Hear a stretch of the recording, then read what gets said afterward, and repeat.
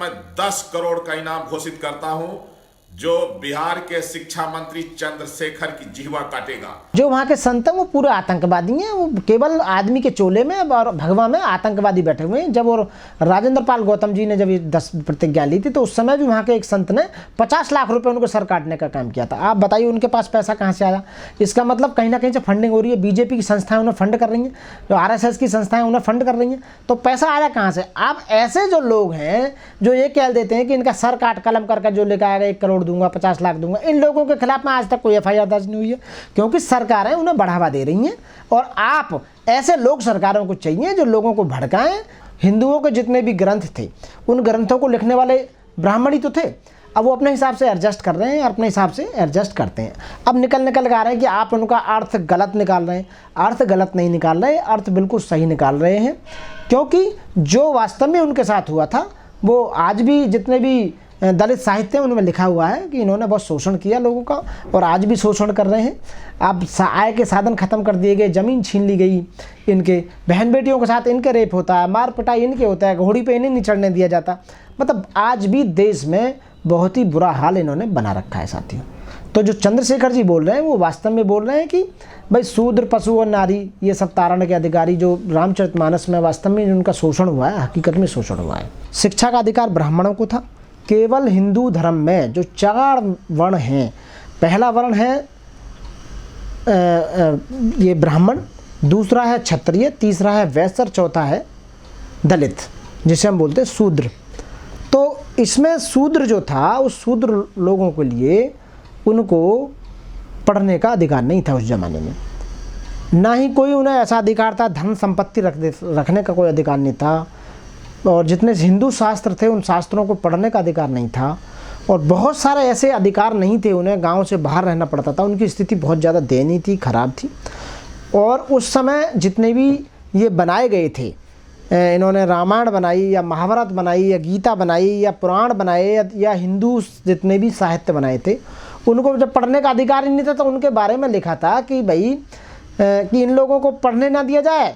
और एक ज़माना वो था यदि कोई शूद्र वेद पढ़ता है, गीता पढ़ता है, उच्चारण करता है तो उसके जीभ काट दी जाएगी। यदि सुनेगा तो कान में शीशा पिघला कर डाल दिया जाएगा। उन्हें संपत्ति रखने का कोई अधिकार नहीं था, पढ़ने का और ज्ञान अर्जन करने का केवल अधिकार ब्राह्मणों को था। तो इसलिए वो चंद्रशेखर आज़ाद, जो चंद्रशेखर जी हैं, जो शिक्षा मंत्री हैं, तो उन्होंने उसका जब एक्सप्लेन किया, उसको एक्सप्लेनेशन निकल के उसका अर्थ जब आया तो उन्होंने लोगों को बताने का काम किया कि भाई ये जो जितने भी शूद्र हैं या महिलाएं हैं या गवार है या ढोल है, पशु है, मतलब इन पर जितना अत्याचार कर सकते हो उतना अत्याचार कीजिए, इन्हें दबाने का काम कीजिए। तो जो उन्होंने किया है वो बिल्कुल बढ़िया किया है। लेकिन जब बात आती है कि ये गलत है, तो जो कुछ ब्राह्मण निकल कर आ रहे हैं, कुछ बीजेपी के निकल कर आ रहे हैं नेता, क्योंकि उनसे उनकी छवि बेकार हो रही है।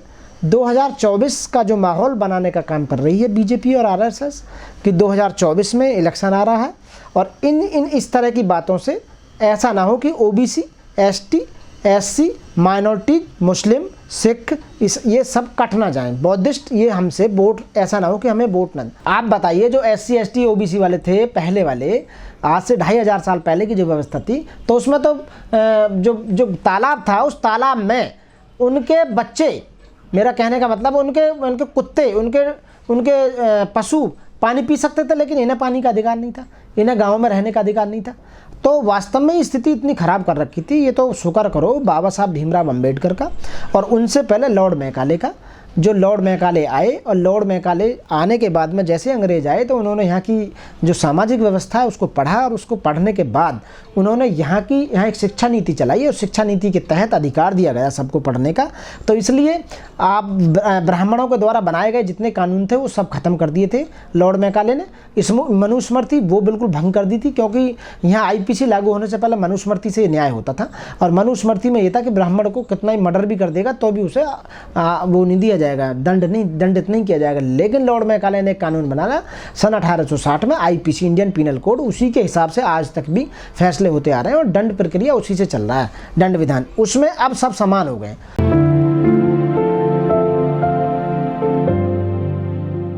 साथियों, सबसे पहले मेरा क्रांतिकारी जय भीम नमो बुद्धाय। साथियों, मैं एडवोकेट मनोज कुमार दिल्ली से।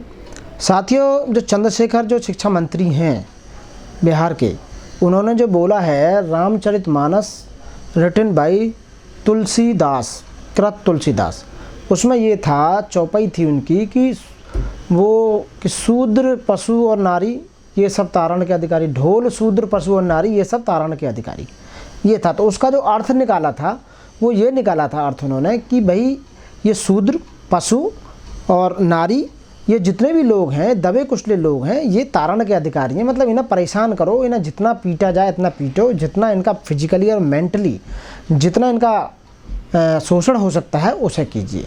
ये किसी अधिकार के लायक नहीं है, इनका मतलब ये था। बात क्या था कि उस ज़माने की बात है जब वो लिखी गई थी रामचरितमानस, उस समय लिखने वाले सब पंडित थे, ब्राह्मण थे। जिस देश का 52% ओबीसी झूठा उसमें मोहर लगा रखी है कि तुम हिंदू हो, तो वो बहकावे में आया हुआ है। आज पूजा पाठ में सबसे ज़्यादा है वो। आपने पीछे भी देखा होगा, लखनऊ हाई कोर्ट की जो बेंच है, उन्होंने इलाहाबाद हाई कोर्ट की जो बेंच है लखनऊ वाली, उन्होंने उनका ओबीसी वालों का आरक्षण ख़त्म कर दिया कि आप पंचायत निकाय चुनाव या म्यूनिसिपैलिटी चुनाव हैं, ये आप इस तरह के टाउन एरिया में जो चुनाव हो रहे हैं उनमें आप नहीं लड़ सकते हो चुनाव। तो इसी तरह धीरे धीरे ओबीसी का जो राजनीतिक आरक्षण है वो ख़त्म करते जा रहे हैं। और ये काम सरकारें नहीं कर रही हैं बल्कि कोर्टों के द्वारा कराए जा रहे हैं। पहले तो था ही नहीं इनका, लोकसभा में कोई इनका आरक्षण नहीं है, राज्यसभा में कुछ नहीं है इनका, विधानसभा में इनका कुछ नहीं है। तो ओबीसी जो झूठा हिंदू बना रखा है, जो दलित है, वास्तव में शूद्र है, यदि वो गहराई से अपना इतिहास देखेगा तो उसमें पाएगा वो कि भाई सबसे ज़्यादा देश को आज़ाद करने में ओबीसी के जो नेता थे, उनके जो पूर्वज थे, उन्होंने सबसे ज़्यादा काम किया। और आज देश में सबसे ज़्यादा उनकी जनसंख्या है। वैसे तो देखा जाए तो किसी कंपनी में यदि 52% शेयर किसी के पास है तो वो उसका मालिक होता है, लेकिन और देश में 52% ओबीसी की जनसंख्या है।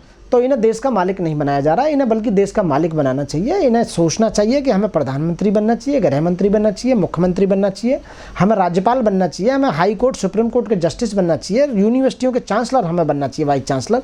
तो बहुत बड़े बड़े जो पद हैं, जो संवैधानिक पद हैं, उन पर इन्हें ओबीसी वालों को विराजमान होना चाहिए। तो जबकि जानबूझकर बीजेपी सरकार उन्हें नहीं पहुँचा पा रही है। आप देख रहे हो, आप उन्हें ब्राह्मण बनाओ ना, आप उन्हें हिंदू मत बनाओ, ओबीसी वालों को ब्राह्मण बनाओ, एससी को ब्राह्मण बनाओ, एसटी को ब्राह्मण बनाओ, और अपनी बेटियों से शादी करो, रोटी बेटी का संबंध स्थापित करो उनके बीच में। तब तो हम जानेंगे कि हाँ, आप उन्हें वास्तव में प्यार करते हैं और उन्हें कुछ देना चाहते हैं। आय के साधनों के बंटवारे सही होने चाहिए, क्योंकि आयों का जो वो है, अभी सर्वे जो आया ये है कि देश की 70% संपदा, 70% जो वो है देश के संपदा है, वो आज की डेट में 21 लोगों के पास में सिमट कर रह गई है। 70% पैसा, धन संपदा भारत के 21 धन कुबेर जो लोग हैं उनके पास में है।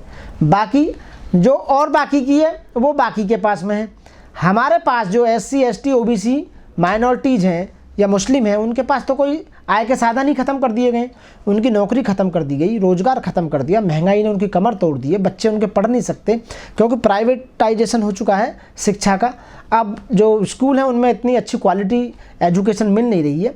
तो सब तरह से देखा जाए तो ओबीसी एसटी एसटी को तोड़ने का काम किया, उन्हें बर्बाद करने का काम किया है इन सरकारों ने। और दूसरी बात यह है कि उन्हें वहाँ नहीं, जो पद उन्हें मिलने चाहिए था, जो स्टेटस उनका होना चाहिए था, वो उन्हें नहीं मिल पा रहा है स्टेटस। चंद्रशेखर जी ने कोई बात करी कि भाई ये चौपाई रामायण में ये लिखा हुआ है, तो इनसे इनका जो वजूद ख़त्म होता है। पता चली कि ये जो हमने झूठे हिंदू बना रखे हैं ये ना कट जाएं। यदि पीछे अभी दिल्ली में राजेंद्र पाल आम आदमी पार्टी में मंत्री थे, समाज कल्याण मंत्री, उन्होंने 20 प्रतिज्ञाएँ बौद्ध धर्म को स्वीकार करने के लिए, उस पर उन्होंने बहुत ज़्यादा बवाल लगाया कि हमारे देवताओं का इन्होंने वो किया है, अपमान किया है। तो उसमें इस्तीफा लेने का काम किया। तो इस तरह कोई भी ओबीसी एससी एसटी माइनॉरिटीज मुस्लिम यदि कोई आवाज़ उठाता है तो उसकी आवाज़ को दबाने का काम करते हैं ये। इन्हें वास्तव में ही उन्हें इतने नीचे दबाना चाहते हैं कि ये हमारे सामने खड़े ना हो सके। तो मैं शुक्र करूंगा लॉर्ड मैकाले जी का, जिनके द्वारा बाबा साहब को पढ़ने का मौका मिला। बाबा साहब ने पढ़कर भारत का संविधान बनाया, और संविधान में जो इन्होंने चौपाई में कहा कि शूद्र गरीब और महिलाएं, इनको सबको पढ़ने का अधिकार दिया, संपत्ति रखने का अधिकार दिया, बहुत सारे वाकई में व्यक्ति की स्वतंत्रता दी, जिससे हम बोल रहे हैं। तो जो बाबा साहब ने कहा था वो जो बाबा साहब ने कहा कि भाई आप जो हिंदू धर्म को छोड़ो, बौद्ध धर्म को अपनाओ, साइंटिफिक उसमें है कि कोई वो धर्म नहीं जो आपका शोषण करता है। आज भी आप देख रहे होगे पीछे कितनी बार आ रहा है कि मंदिरों में लेडीज़ों के साथ में मार पिटाई की गई, कुछ लोगों के साथ में मार पिटाई की गई। मैं फिर कह रहा हूँ, भगवान तुम्हारे लिए नहीं है, तुम भगवान के लिए नहीं बनो, भगवान का रास्ता छोड़ दो। एक मनुष्य को धर्म और भगवान की आवश्यकता बिल्कुल नहीं है, मेरा कहना ये। 2500 साल पहले भगवान बुद्ध ने साबित कर दिया कि भगवान नाम की कोई चीज़ नहीं है। जितने मंदिर और देवता हैं सब बिजनेस बना हुआ है, वो पैसे कमाने का काम है। तुम्हारे चंदे पे ब्राह्मणों के जीविका चल रही है, क्योंकि 1000 करोड़ रुपए साल का उनका चंदा इकट्ठा हो जाता है। अपने बच्चों को इंग्लिश मीडियम और विदेशों में भेजते हैं, तुम्हारे बच्चे हिंदी मीडियम और ऐसी थर्ड क्लास की क्वालिटी गेन कर रहे हैं जो उनका भविष्य बिल्कुल भी उज्जवल नहीं हो सकता साथियों। लेकिन उनके बयान से तो नफरत फैल गई है समाज में, हिंदुओं में स्पेशली। बिल्कुल भी नफरत नहीं कह रही। जिस दिन खासकर 52% ओबीसी जागृत हो गया, उसे पता लग जाएगा कि वास्तव में तुम हिंदू नहीं हो, तुम झूठे हिंदू बना रखे हो, तुम तो केवल घंटा बजाने का काम करते हो। और जब वही सरकार, आप जब नौकरी मांगने के लिए जाते हो लखनऊ में, योगी सरकार डंडा बजाने का काम करती है, और जब आप कावड़ लेने जाते हो तो वही सरकार फूल बिखेरने का काम करती है। इसका मतलब इनकी मानसिकता जो इतनी खराब है कि ये लोग पढ़ लिख कर आ गए। बाबा साहब ने कहा था कि जो भी शिक्षित बनेगा वो शिक्षा वो शेरनी का दूध है, जो पिएगा वो ही धाड़ेगा। तो चंद्रशेखर जी शिक्षित लोग हैं, तो उन्हें पता है कि भाई, उन्होंने हिसाब लगाया, उन्होंने पढ़ के बताया कि हाँ ये चौपाई का क्या अर्थ निकलता है, तो हम उन्हें सपोर्ट करते हैं और उनसे आज इस्तीफे की मांग कर रहे हैं। इस्तीफा तो बिल्कुल नहीं देना चाहिए उन्हें, बल्कि ऐसे लोगों को जो गलत तरीके से उसका एक्सप्लेन कर रहे हैं उन्हें जेल भेजा जाए। जो आज भी लोगों के साथ में अत्याचार कर रहे हैं, मेंटली फिजिकली शोषण कर रहे हैं, उन्हें बर्बाद करने का काम कर रहे हैं, इन लोगों के साथ में खिलाफ में FIR दर्ज हो और इन्हें जेल भेजने का काम किया। अब जो महिलाएं पढ़ी लिखी नहीं है वो आज भी उनका गुलाम बनी हुई हैं। और नहीं तो महिलाओं को तो बाबा साहब का इतना बोधिसत्व, बाबा साहब भीमराव अंबेडकर का, उन्हें शुक्रगुजार होना चाहिए कि वो भगवान के रूप में आए और तुम्हें पढ़ने का मौका दिया, तुम्हें अधिकार दिया। यानी कि देश के अंदर किसी भी समाज की नारी को कोई अधिकार नहीं था, देश की समाज की किसी भी नारी को अधिकार नहीं था पढ़ने का, लेकिन बाबा साहब ने संविधान बनाकर सभी महिलाओं को वो अधिकार दिया कि आप आज पढ़ लिख कर देश की राष्ट्रपति, प्रधानमंत्री, राज्यपाल, मैं कह रहा हूँ IPS, IAS, IRS, वकील, डॉक्टर, इंजीनियर, टीचर कुछ भी बन रही हैं इसीलिए। लेकिन कुछ महिलाएं आज भी बाबा साहब को नहीं पढ़ पाई हैं। यदि बाबा साहब को पढ़ेंगी, बाबा साहब की बदौलत ही आज आप वो सत्संग जो सुन रही हैं वो भी बाबा साहब की बदौलत नहीं, आपको पहले कोई अधिकार नहीं था। उन्हें धन्य है बाबा साहब, मैं उन्हें सलूट करता हूँ, उन्हें प्रणाम सत नमन करता हूँ वैसे महापुरुष को, कि काश वो विदेश में होते तो उनकी पूजा होती।